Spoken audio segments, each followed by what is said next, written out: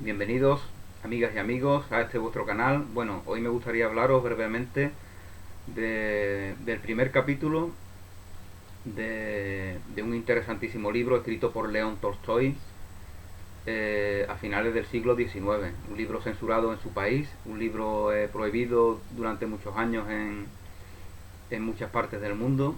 Un libro que en el año 2010 editó aquí en España con traducción de Joaquín Fernández Valdés Ros Gironella, la editorial Kairos. Eh, Existía alguna traducción anterior, pero no, parece ser que no estaba completa y no era directa de la lengua rusa. Os estoy hablando del reino de Dios está en vosotros. El reino de Dios está en vosotros, que es una frase que Jesús nos dice en los evangelios. Bueno, este libro en principio iba a ser un prólogo al catecismo de la no resistencia. Catecismo de la no resistencia, de Adin Balow, un activista norteamericano,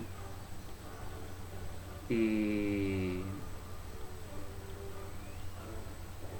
para el cual pues León Tolstoy parece ser que iba a escribir una introducción, un prólogo a este catecismo, pero finalmente se extendió tanto que, que escribió un libro entero, que es este del cual os estoy hablando, El reino de Dios está en vosotros.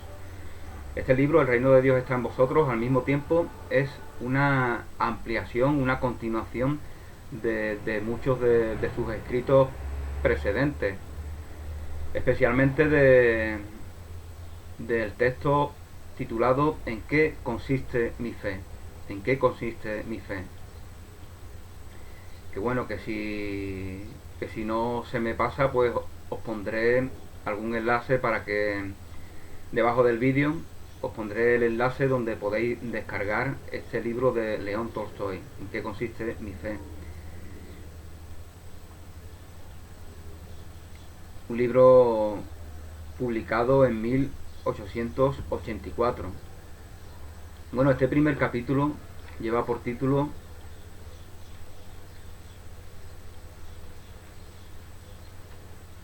Desde que se fundó el cristianismo, solo una minoría de personas ha profesado y profesa la doctrina de la no resistencia al mal con la violencia.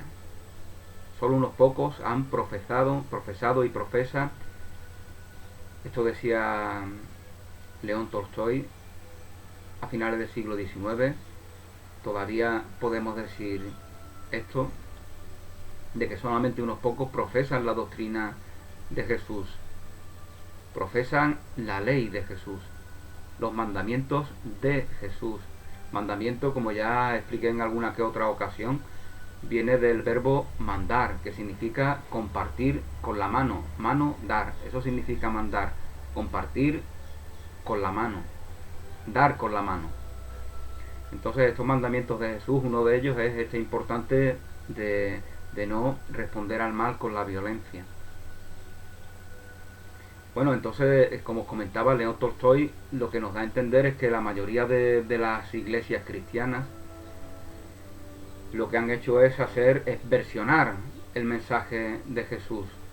Y en este caso, en el caso de este mandamiento en concreto, pues simplemente o lo adulteran o lo omiten, porque dan a entender de que es imposible no responder al mal de una manera que ellos comprendan que sea consecuente con el castigo que merece ese mal. Bueno, esta es la consecuencia de la fe de los judíos, que heredan las pseudo religiones cristianas. Lo que hacen es una continuidad de esos mandamientos de Moisés, esos mandamientos de los judíos, que Jesús deroga con los mandamientos que él comparte en los evangelios. Desde que se fundó el cristianismo, solo una minoría de personas ha profesado y profesa la doctrina de la no resistencia al mal con la violencia. Este es el primer capítulo del libro El reino de Dios está en vosotros, o el cristianismo no como una doctrina mística, sino como una nueva concepción de la vida.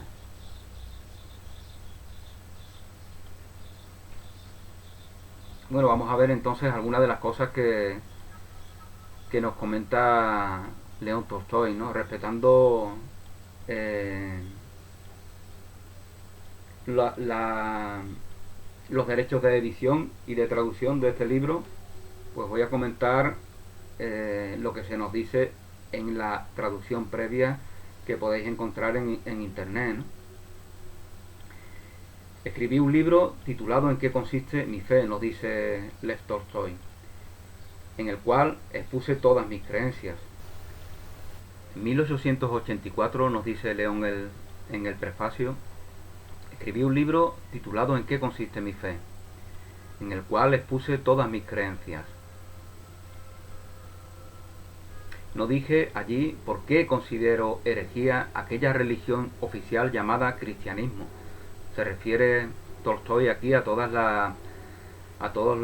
las iglesias que alardean de ser cristianas, ¿no? A pesar de no obedecer estos mandamientos de Jesús de Nazaret, claramente expresados en los evangelios. Bueno, estas iglesias difieren de aquella de Cristo en muchos puntos, entre los cuales podemos apuntar ese de la supresión del mandamiento que nos prohíbe, el mandamiento que nos prohíbe que nos opongamos al mal con la fuerza.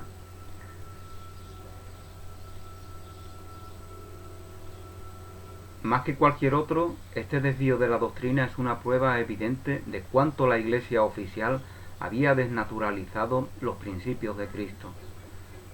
Yo, de hecho, como tantas otras personas, estaba poco informado sobre lo que en la antigüedad fuera hecho, dicho o escrito acerca de esta tan importante cuestión, la no resistencia al mal. Bueno, más adelante en el libro, en este y también en el anterior que antes os comentaba, de en qué consiste mi fe, Tolstói nos va a indicar cómo a lo largo de la historia, especialmente de los primeros años, especialmente a partir del siglo IV o V, en el que las numerosas iglesias cristianas que se extienden por todo el Mediterráneo son sometidas y son perseguidas hasta desaparecer, ¿no? En un genocidio en el que participa de manera activa la iglesia que actualmente constituye un estado en la península itálica, ¿no? Entonces, ¿por qué? Porque se entregan a la petición del emperador de aquel tiempo, el emperador Constantino, que quiere controlar todo su imperio, y para ello pues compra a esa iglesia que aparentemente tiene cierta predominancia con respecto a los demás grupos, que son grupos pequeños, que son grupos que viven su fe de una manera sencilla. Entonces, como os comentaba, con oro compra este emperador Constantino, compra a esa iglesia para que colabore en esa persecución de los cristianos que se estaba llevando a cabo desde el siglo I. Y esa iglesia, esa pseudo iglesia, colabora con ese genocidio de forma activa, hasta quedar como única iglesia entregada al poder del imperio. Esta iglesia se convierte posteriormente en dos iglesias una vez que ese imperio es dividido en dos: el imperio romano de Occidente y el imperio romano de Oriente, en el cual se instaura la iglesia ortodoxa, que es aquella que a León Tolstói le toca más cerca, ¿no? Aunque todo lo que Tolstói dice con respecto a esa iglesia es válido para cualquier otra iglesia jerárquica que distorsione, manipule o omita los mandamientos que Jesús claramente nos comparte en los evangelios.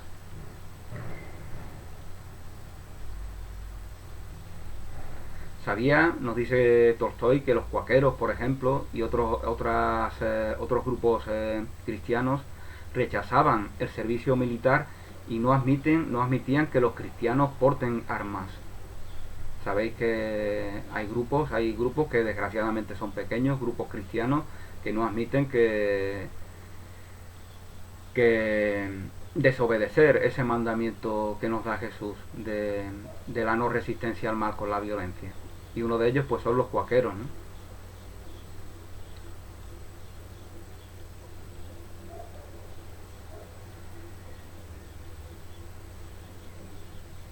Como esperaba, ese libro, ¿En qué consiste mi fe?, no fue autorizado por la censura rusa.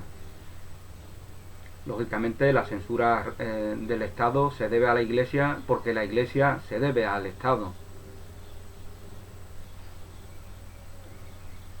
Por eso, incluso aquí en España vemos que hay cientos o quizás miles de supuestos intermediarios de Dios en la tierra que son militares, que bendicen armas, que mandan soldados. Es la muestra evidente del deseo que tienen estas personas de someterse al Estado, de someterse al brazo armado del Estado, que es el ejército, que son los ejércitos, y de forma sumisa se someten de la misma forma que desobedecen estos mandamientos de Jesús, este mandamiento en concreto de no resistirnos al mal con la violencia. Bueno, como nos comentaba Tolstói, mi libro no fue autorizado por la censura rusa, pero gracias tal vez a mi fama y también al interés que despertaban estas cuestiones, mi trabajo fue un gran éxito en Rusia. En incontables traducciones se hicieron en el extranjero. Bueno, esto suele pasar, ¿no? Cuando se te persigue, cuando se te censura, lo que se consigue es que se haga una promoción mayor de lo que estás diciendo en aquello que se te está censurando, ¿no? Porque todo el mundo tiene la curiosidad por saber qué es lo que dices y por qué se te censura. Y tenemos la fortuna de que hablamos de un personaje, León Tolstói, o Lev Tolstói, que es uno de los mayores escritores de toda la historia. Es uno de los escritores más importantes del siglo XIX en Rusia y en Europa. Por lo tanto, no hablamos de una persona cualquiera. No hablamos de alguien que pueda ser fácilmente ignorado, como Adin Balou, como Garrison, como William Lloyd Garrison, que son algunas de las personas, algunos de los activistas a favor de la no violencia. Bueno, activista quizá no sea la palabra más adecuada, ¿eh? Pero en cualquier caso, algunas de las personas que no tenían tanta notoriedad como tenía Tolstói, y que por lo tanto era muy fácil hacer que sus mensajes a favor de la no violencia fueran censurados y que no llegara a la opinión pública la noticia de sus escritos, de sus conferencias, de sus charlas, de sus grupos, de sus organizaciones y de todo lo que hacían a favor de expandir, de compartir este mandamiento que Jesús nos da de la no violencia, de no resistirnos al mal con la violencia.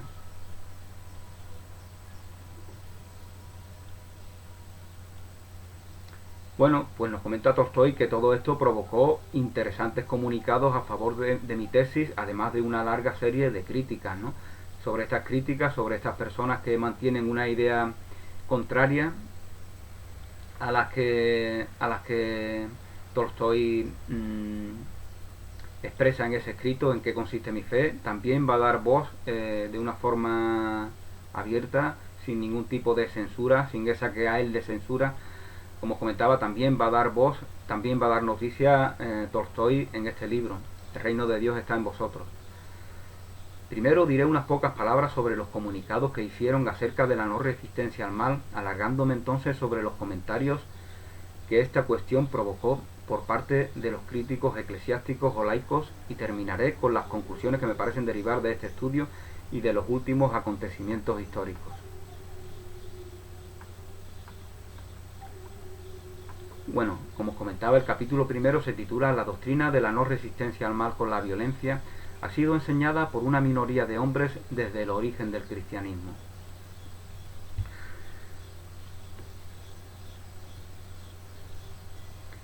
Y en este primer capítulo, como os comentaba, como os mencionaba anteriormente, nos habla Tolstói de William Lloyd Garrison.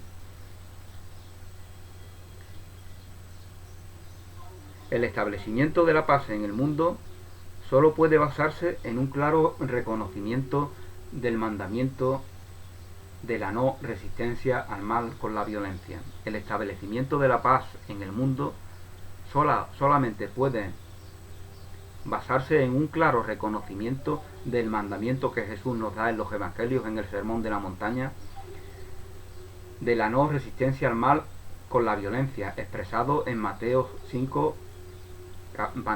capítulo 5, versículo 39. Bueno, esto nos dice William Lloyd Garrison. E igualmente, si os dejaré algún enlace sobre algún escrito de esta persona, si puedo encontrarlo, ¿no? Bueno, William Lloyd Garrison fue una de las personas que hicieron la declaración de los principios adoptados por los miembros de la Sociedad fundada para la consecución de la paz en el mundo. Esta declaración tuvo lugar en Boston en 1838, e igualmente os daré el enlace a algunos fragmentos de esta declaración. Esta declaración la podéis encontrar íntegramente en el libro El reino de Dios está en vosotros. Bueno, pues os voy a dar lectura de este versículo al cual aludía William Lloyd Garrison. Os voy a leer los 4 versículos para que conozcáis este mandamiento que Jesús nos dice. Habéis oído que se dijo ojo por ojo y diente por diente. Habéis oído que se dijo ojo por ojo y diente por diente. Esta era una frase muy común entre los judíos contemporáneos de Jesús. Ojo por ojo, diente por diente. Ojo por ojo, diente por diente. Todavía la escuchamos a menudo, ¿no? Como escuchamos expresiones como al vicio de pedir, la virtud de no dar. Escuchamos permanentemente esas expresiones, ¿no? Que están completamente en contra del Evangelio, completamente en contra de los mandamientos que Jesús nos da en esos Evangelios. Ante el vicio de pedir, la virtud de dar. Esa es el mensaje de Jesús, pero dar de verdad. Si das dinero a una persona que tiene una adicción a las drogas, tú no le estás dando nada. No, más bien le estás quitando. No le estás dando nada. Dar no se entiende en el paradigma mundano, se entiende en el corazón, porque lo que damos está en el corazón. Lo demás no es más que simbología.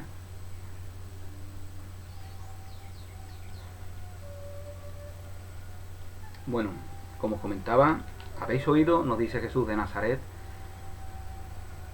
que se dijo ojo por ojo y diente por diente. Pues yo os digo, no resistáis, yo os digo, no resistáis al mal, antes bien, al que te abofetee en la mejilla derecha, ofrécele también la otra. No significa que nos esté animando a desear ser maltratado por nuestros semejantes, porque eso también es una falta a este mandamiento, porque deseamos que nuestros semejantes ejerzan la violencia, y por lo tanto esa no es la voluntad de Dios, eso no es lo que Jesús nos está ordenando en este mandamiento. Jesús nos está ordenando que cuando nos abofeten, en cualquier sentido, esto es un símbolo, cuando veamos que alguien de manera agresiva se dirija hacia nosotros, comprendamos que en esa persona está el amor, está la divinidad, está la verdad. Lo veamos desde la luz, desde la inocencia. Eso es a lo que nos está animando Jesús. Eso es lo que nos ordena Jesús en este mandamiento.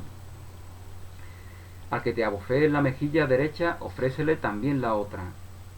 Al que quiera pleitear contigo para quitarte la túnica, déjale también el manto. Y al que te obligue a andar una milla, vete con él 2. A quien te pida, da. A quien te pida, da. Como dije anteriormente, ante el vicio de pedir, la virtud de dar amor, que es lo único que podemos compartir. Solamente podemos compartir lo que es propio de la verdad, lo que es propio de Dios, lo que es propio de nuestra divinidad, de este reino de Dios que está en nosotros. Eso es lo único que podemos compartir. Lo demás, como os comentaba, es simbología. Lo demás es el mundo, y mi reino no es de este mundo, nos comentaba Jesús. Mi reino no es de este mundo, su reino es de allí donde está el reino de los cielos, en nosotros. Ese es el reino de Jesús, ese es el reino de Dios. Eso es lo único que podemos compartir con nuestros semejantes. A quien te pida, da. Y al que desee que prestes algo, no le vuelvas la espalda. Al que desee que le prestes algo, no le vuelvas la espalda. Es decir, Jesús nos transmite una mentalidad de abundancia, de plenitud. ¿Cómo no va a ser abundancia y plenitud? Albergar en nosotros, albergar en ti, el reino eterno de Dios, el reino del amor, el reino de la verdad. ¿Cómo no va a ser plenitud? Lo único que es eterno.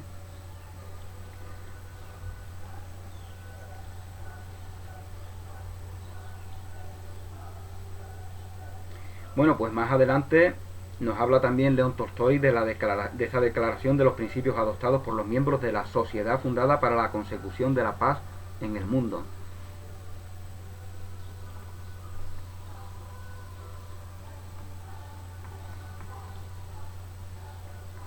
Os voy a dar lectura a algunos de los fragmentos que se incluyen en esta declaración. Nosotros, los que abajo suscribimos, creemos tener el deber para con nuestros iguales y para con la causa tan querida por nuestros corazones, para con el país en el que vivimos y para con el mundo entero, creemos tener el deber de proclamar nuestra fe, expresando los principios que profesamos, la finalidad que nosotros perseguimos y los medios que tenemos intención de emplear para llegar a una revolución pacífica, benéfica y general. Estos son nuestros principios. No reconocemos cualquier autoridad humana. Reconocemos la autoridad del reino de Dios que está en nosotros, lógicamente. No reconocemos cualquier autoridad humana, no reconocemos sino un solo rey y legislador, un juez y líder de la humanidad. Nuestra patria es el mundo entero, nuestra patria es el mundo entero. Dios no inventa fronteras. Jesús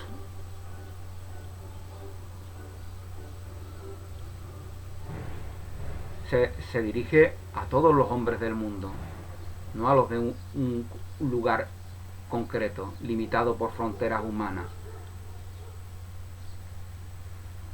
Por eso nos dice aquí William Lloyd Garrison y todas las personas que suscriben esta declaración hecha en Boston en 1838.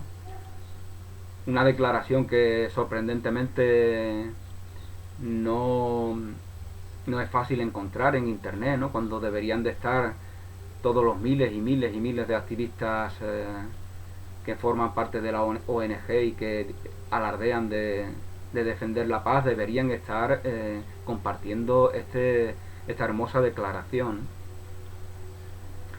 Bueno, como os comentaba, como se nos comenta en esta declaración, no reconocemos sino un solo rey, legislador, un juez y líder de la humanidad. Nuestra patria es el mundo entero. Nuestros compatriotas son todos los hombres.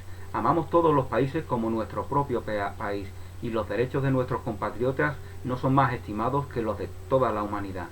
Por eso, no admitimos que el sentimiento de patriotismo pueda justificar la venganza de una ofensa o de un mal hecho a nuestro país.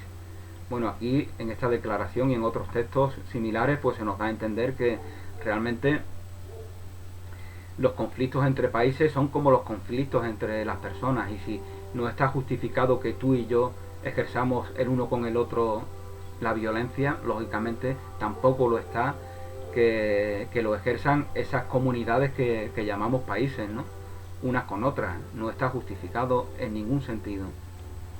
Porque cuando encontramos una justificación, ya justificamos que siempre haya guerra. Ya garantizamos que siempre va a haber guerra. Esto, si uno reflexiona, medita de manera honesta, no puede llegar a otra conclusión. No se le puede poner un pero a este mandamiento de no resistirnos al mal con la violencia. Porque cualquier pero que le pongamos garantiza que se dé la violencia y que la violencia no cese. Reconocemos que el pueblo no tiene el derecho a defenderse de los enemigos extranjeros, ni de atacarlos. Reconocemos, por otra parte, que los individuos aislados no pueden tener este derecho en sus relaciones recíprocas, no pudiendo la unidad tener derechos mayores que los de la colectividad. Si el gobierno no debe oponerse a los conquistadores extranjeros, que tienen como objetivo la ruina de nuestra patria y la destrucción de nuestros ciudadanos, de la misma forma no puede oponerse violentamente a los individuos que amenazan la tranquilidad y la seguridad pública. La doctrina enseñada por las iglesias de que todos los países de la tierra están creados y aprobados por Dios, y de que las autoridades que existen en Estados Unidos, en Rusia, en Turquía y otros países emanan de su voluntad, no es solo estúpida, sino también blasfematoria. Esto no solo es una estupidez pensar que Dios inventa países, que Dios crea fronteras, sino que también es una blasfemia, lógicamente. Esta doctrina representa a nuestro Creador como un ser parcial. Un ser parcial, es evidente, que establece unos países que son buenos, que son lógicamente el mío, y otros que no lo son tanto, que son aquellos que no son el mío. Esto es una blasfemia, pensar que Dios inventa estas cosas, fabrica estas cosas, cuando estas cosas fueron fabricadas precisamente desde la negación de Dios, desde la no aceptación de ese reino de Dios que eternamente está en nosotros. Esta doctrina representa a Dios como un ser parcial, que establece y alienta el mal. Nadie puede afirmar que las autoridades existentes en cualquier país, sea cual sea, actúen con sus enemigos según la doctrina y el ejemplo de Cristo. Tampoco sus actos pueden ser agradables.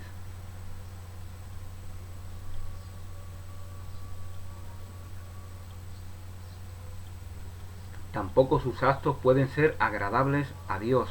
No pueden, por lo tanto, haber sido establecidos por Dios, y deben ser destruidas, no por la fuerza, sino por la regeneración moral de los hombres. Por la regeneración moral de los hombres. Es esa la forma en la que estas doctrinas blasfemas, que no aceptan cumplir este mandamiento de Jesús, de no resistirnos al mal con la violencia,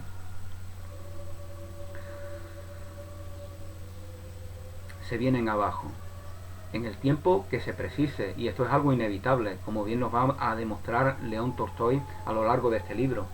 Esto es algo ineludible, que acontecerá cuando tenga que acontecer, porque no puede ser de otra manera. No puede ser de otra manera. El hombre y la mujer están destinados a reconocerse en su plenitud, y así es como va a suceder. En la medida en la que se vaya negando en ese reconocimiento, tendrá conflictos, tendrá guerras, tendrá padecimientos, gozará de una felicidad que no es real, que es lo que le sucede a muchas personas que viven en una realidad limitada.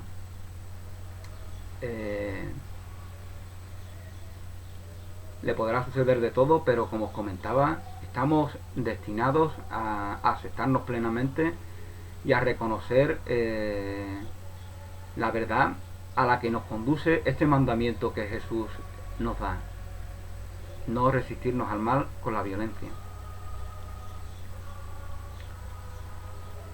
Nos reconocemos como cristianos, continúa esta declaración, no reconocemos como cristianas y legales no solo las guerras, ofensivas o defensivas, sino también las organizaciones militares. Las organizaciones militares no son reconocidas como cristianas en esta declaración. Yo tampoco las reconozco como cristianas. Una organización militar lógicamente, es una entidad que lo que busca es privar de la vida a nuestros semejantes. Por lo tanto, no cumple el mandamiento básico de la ley de Jesús y de la ley de Moisés, del Nuevo y del Antiguo Mandamiento, ese testamento, perdón, ese mandamiento que dice que no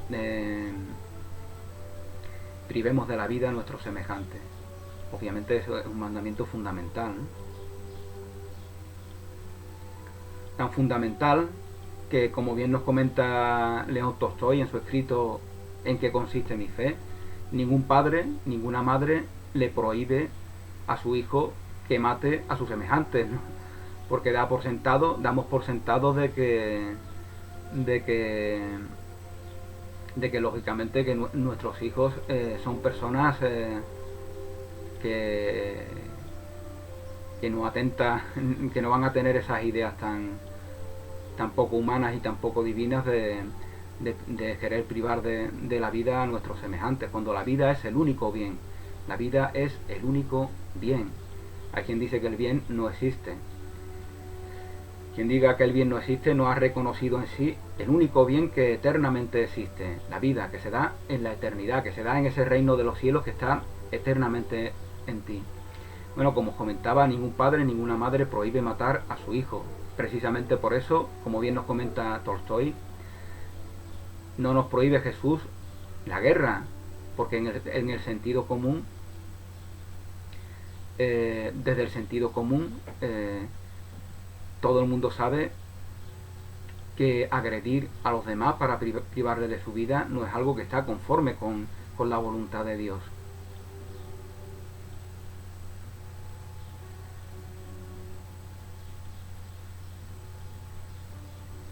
Bueno, como se nos comentaba, no se reconocen como cristianas los ejércitos, las guerras, las instituciones militares, cualquiera que sean, arsenales, fortalezas, navíos de guerras, ejércitos permanentes, monumentos conmemorativos de victorias, trofeos, solemnidades de guerra, conquistas a través de la fuerza. Finalmente, reprobamos igualmente como anticristiana cualquier ley que nos obligue a prestar un servicio militar. Cualquier ley que nos obligue a prestar un servicio militar es anticristiana. En consecuencia, consideramos imposible para nosotros no solo cualquier servicio activo en el ejército, sino también cualquier función que nos dé la misión de mantener a los hombres en el bien por la amenaza de prisión o de condena a muerte. Nos excluimos, por lo tanto, de todas las instituciones gubernamentales. Repelemos cualquier política y rechazamos todos los honores y todos los cargos humanos. Bueno, lógicamente todo esto que os estoy comentando choca mucho con la mentalidad de la época y de hecho todavía podría seguir chocando, ¿no? ¿Por qué? Porque hemos aceptado como algo natural la realidad en la que nos desenvolvemos mundanamente. Estados, ejércitos, fronteras, poderes mundanos. Hay un señor que vive en una ciudad que se llama Madrid, que dice que es mi rey, que dice que es mi presidente. Y yo, si no me planteo otra posibilidad, pues lo acepto como algo natural, ¿no? Pero yo salgo a la calle, yo salgo a la selva, yo me meto en el mar, yo no veo que esa realidad natural que me rodea tenga que ver con esa idea de que un supuesto señor que supuestamente está en una ciudad que supuestamente se llama Madrid es el rey de un supuesto estado que supuestamente se llama España. Yo no veo que la naturaleza me informe de todo eso, ¿no? Pero bueno, si alguien lo dice, habrá que respetarlo, ¿no? No sé, esa es un poco la actitud de la no resistencia. Respetar todo lo, todo lo mundano, porque no podemos responder al mal con la violencia. No podemos responder a aquello que no es, ni tampoco podemos etiquetar de mal esta realidad. No se trata de que etiquetemos de mal eh, todos los elementos sociales, ¿no? Lógicamente,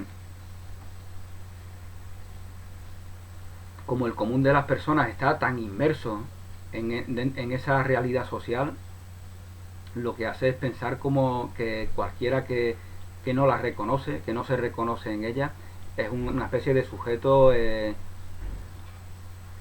o que es demente o que es estrafalario o que no quiere marchar con el grupo. Sin embargo, ya vemos lo que ese grupo supone, ¿no? Ya vemos la guerra a lo largo del siglo XX, ¿no? Que matan millones y millones y millones de inocentes. ¿Por qué tenemos que ser partícipes de esa realidad social que no garantiza la paz, que no garantiza una comunidad que se desenvuelva en relaciones amorosas? ¿Por qué? Esos estados, como bien nos dice León Tolstoy, tuvieron en principio una voluntad positiva, pero al instituirse van perdiendo esa voluntad y permanecen por el miedo. Es el miedo el que los mantiene. Pero bueno, sobre todo esto ya tendremos ocasión de hablar en algún que otro vídeo posterior. Proclamamos, se nos dice en esta declaración, que la ley criminal del Antiguo Testamento, ojo por ojo, diente por diente, fue anulada por Jesucristo, y que según el Nuevo Testamento todos los fieles, según el Nuevo Testamento, deben perdonar a sus enemigos en todos los casos. No puede haber una excepción. Ni podemos vengarnos. Extorsionar dinero por la fuerza, prender, mandar a la cárcel o condenar a muerte no se constituye evidentemente en perdón. Lógicamente, mandar a la cárcel a nuestros semejantes no es perdonarlos. Y sí en venganza, es venganza. La justicia humana es venganza, no es justicia de verdad. La justicia divina es amor, es perdón. Porque Dios es amor. Dios no es castigo. Si Dios fuera castigo, sería partícipe de esa realidad a la cual está castigando. Eso es una blasfemia también. Pero bueno, sobre esto, si Dios quiere, tendremos ocasión de hablar en algún capítulo posterior, puesto que nos estamos alargando demasiado y tampoco es eso lo que yo pretendo. La historia de la humanidad está llena de pruebas de que la violencia física no contribuye con el resurgimiento moral y que las malas inclinaciones del hombre solamente pueden corregirse a través del amor. Las malas inclinaciones del hombre tan solo pueden ser corregidas a través del amor. El mal no puede desaparecer sino por medio del bien. Incluso Buda lo dice así en su doctrina. El mal no cesa, el odio no cesa con el odio cesa con el amor. Solamente ante el amor se desvanece el odio.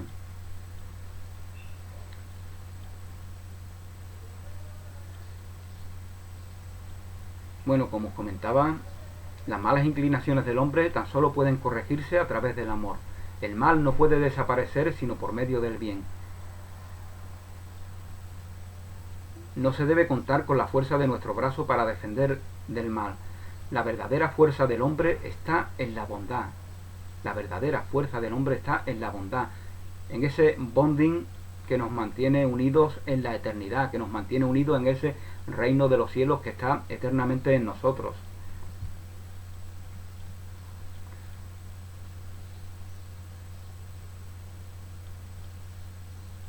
Por eso, tanto como para garantizar con más seguridad la vida, la propiedad, la libertad y la felicidad de los hombres, como para seguir la voluntad de aquel que es el Rey de los Reyes y el Señor de los Señores, aceptamos de todo corazón el principio fundamental de la no resistencia al mal por medio del mal, porque creemos firmemente que este principio, que atiende a todas las circunstancias posibles de nuestra existencia y al mismo tiempo expresa la voluntad de Dios, debe finalmente triunfar. Como veis, este escrito está conforme con lo que antes os comentaba, de que finalmente triunfará esa verdad a la que nos conduce este mandamiento que Jesús nos ordena, de no resistirnos al mal.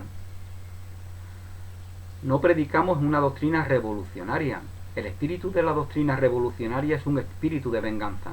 Lógicamente aquí, cuando se refiere en este escrito a ese concepto de revolución, se habla de lo que comúnmente era llamado revolución en esa época, que eran personas violentas, que querían a través de la agresión cambiar lo que ellos llamaban sistema, lo que ellos llamaban sociedad, y esto es lo que en este escrito no se reconoce que esto pueda darse. Eso es dar crédito a esa violencia que estamos recibiendo. Si que a través de la violencia queremos cambiar una sociedad violenta, lógicamente estamos comulgando con esa misma violencia que estamos siendo que somos receptores. Por lo tanto, ese no es el camino. No predicamos una doctrina revolucionaria. El espíritu de la doctrina revolucionaria es un espíritu de venganza, de violencia y de muerte, sin temor a Dios y sin respeto por la personalidad humana. Y nosotros no queremos penetrar sino por el Espíritu de Cristo. Nuestro principio fundamental de no resistencia al mal por medio del mal no nos permite insurrecciones, ni rebeliones, ni violencias. Nos sometemos a todas las reglas y a todas las exigencias del gobierno, excepto a aquellas que sean contrarias a los mandamientos del Evangelio. A Dios lo que es de Dios, al César lo que es del César. Por lo tanto, nos sometemos a todo aquello que se nos exija, excepto aquello que no esté de acuerdo con los mandamientos que Jesús nos da en el Evangelio. No resistiremos de otra forma que no sea sometiéndonos pasivamente a los castigos que puedan infligirse debido a nuestra doctrina. Soportaremos todas las agresiones sin dejar de, por nuestro lado, combatir el mal donde quiera que lo encontremos. Tenemos que pensar que estas personas que tan valientemente suscriben este escrito están expuestos a muchos castigos, ¿no? No tienen la libertad de la cual gozamos hoy día, ¿no? Yo ahora hago este vídeo, ataco al Estado, yo no ataco a nadie, simplemente indico una realidad, ¿no? La realidad de que el ejército el fin de todos los ejércitos es matar, atentar con la vida de nuestros semejantes. Eso es una realidad evidente que nosotros queremos disfrazar y no queremos aceptar. Eso no es atacar a nadie, eso es en decir lo que el sentido común nos hace decir. Y bueno, como os comentaba, aquí a lo que se nos anima es a no resistirnos ante ninguna imposición que se nos haga, excepto aquellas que no estén conformes con los mandamientos del Evangelio. Consideramos como verdad indiscutible que todo aquello que sea contrario al Evangelio debe ser definitivamente destruido. Creemos, como el profeta, que vendrá un tiempo en el que las espadas serán transformadas en arados y las lanzas en hoces. Y esto tiene que ver con lo que antes os comentaba, del triunfo de esa verdad a la que nos lleva este mandamiento. Cumplimos este mandamiento gracias a la fe absoluta, porque la fe no puede tener límites, lo mismo que la paciencia. La paciencia solo es verdadera cuando no tiene límites, cuando es infinita, pues nuestra fe no puede tener ningún límite. Y gracias a ello cumplimos con este mandamiento y estamos transitando por ese camino que nos lleva a esa profecía en el cual las espadas se convierten en arados y las lanzas en hoces, y que debemos trabajar sin demora en la medida de nuestras fuerzas para la realización de esa profecía. En consecuencia, lógicamente, la profecía no se trata de que nosotros seamos unos sujetos pasivos. Hay que tener una actitud activa, dinámica, a la hora de ser receptores de estos mandamientos.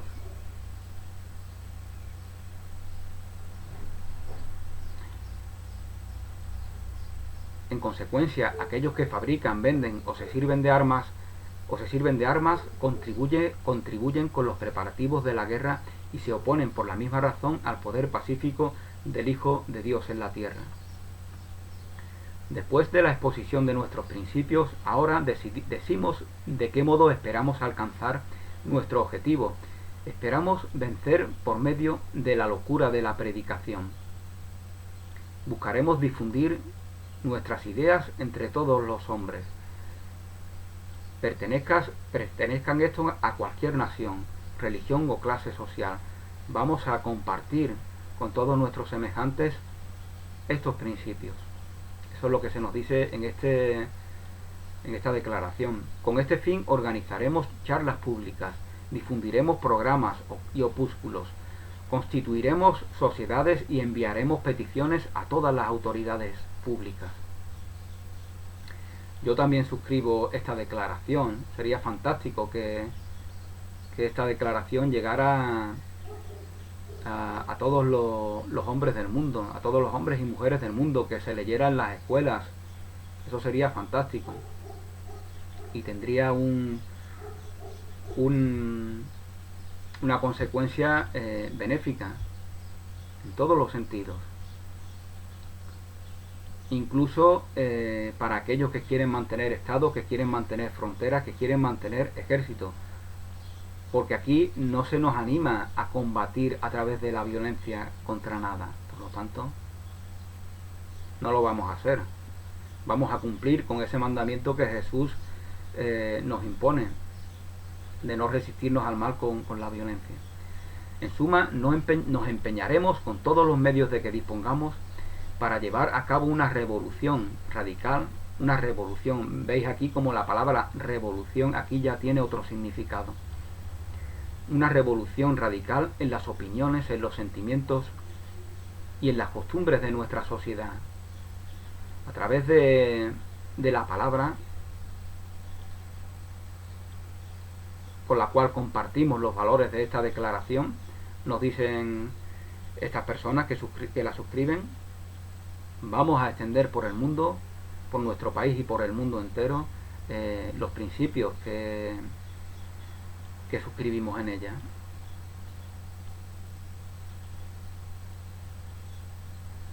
Y vamos a llevar a cabo esa revolución radical en las opiniones, en los sentimientos.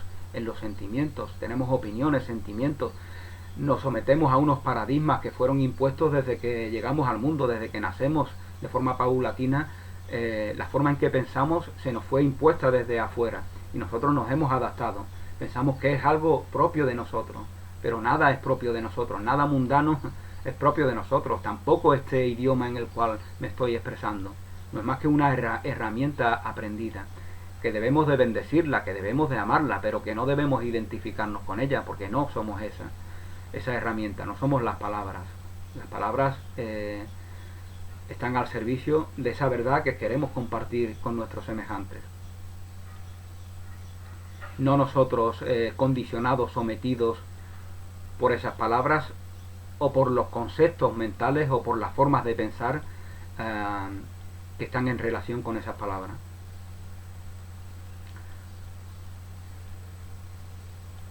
Emprendiendo esta gran obra, comprendemos perfectamente que nuestra sinceridad tal vez nos prepare para pruebas crueles. Lógicamente hablamos de un siglo, el siglo XIX, donde todavía, por ejemplo, en España existe la Inquisición, donde se persigue, donde casi todos los gobiernos son absolutistas, y los que no son absolutistas no están ni en contra del Estado ni de los ejércitos, sino que lo ven como algo natural. Por lo tanto, esta declaración es una auténtica revolución con lo que se vive en esos años, en esa mitad del siglo XIX. Y les pone a estas personas en muchos peligros, como antes os comentaba. Yo aquí estoy feliz y contento, y cuando grabe este vídeo sé que nadie me estará esperando a la puerta para esposarme y llevarme a un calabozo, ¿no?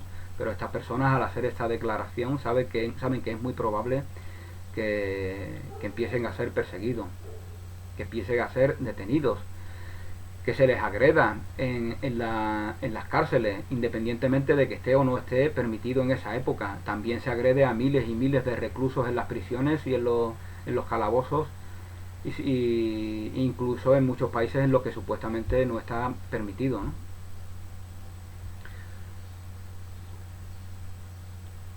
En suma, nos empeñaremos con todos los medios para llevar a cabo una revolución radical de las opiniones.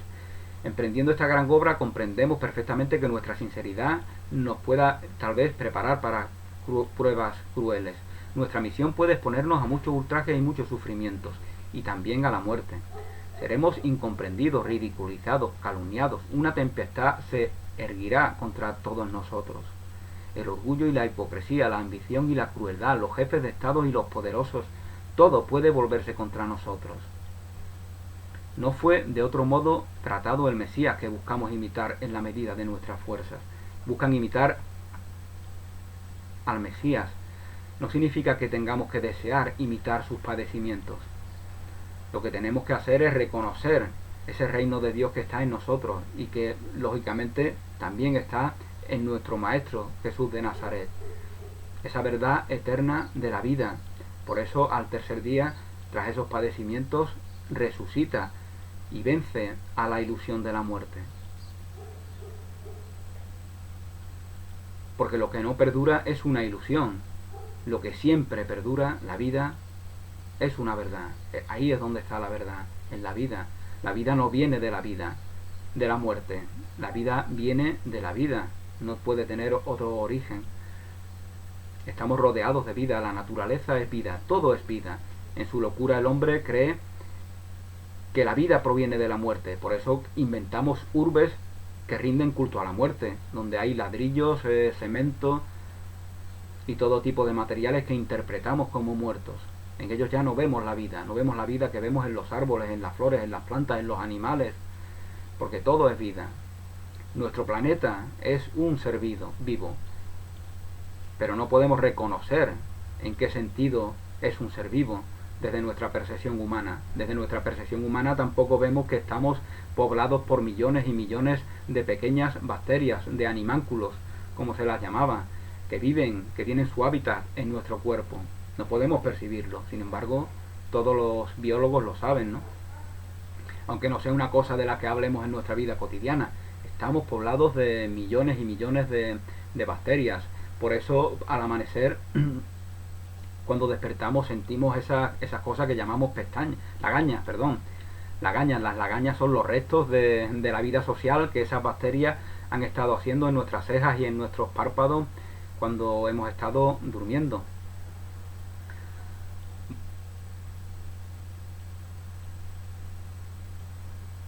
Nada nos amedrenta, nos dicen los amigos de esta declaración.